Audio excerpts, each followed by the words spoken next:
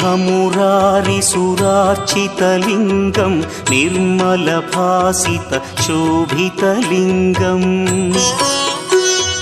जन्मजदुःखविनाशकलिङ्गं तत्प्रणमामि सदा शिवलिङ्गम्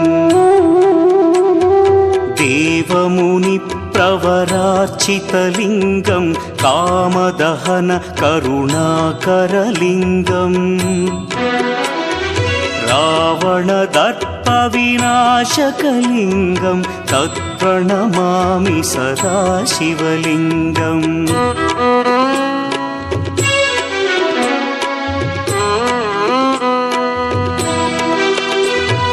सर्वसुगन्धसुलेपितलिङ्गं बुद्धिविवर्धनकारणलिङ्गं सिद्धसुरासुरवन्द्यलिङ्गम्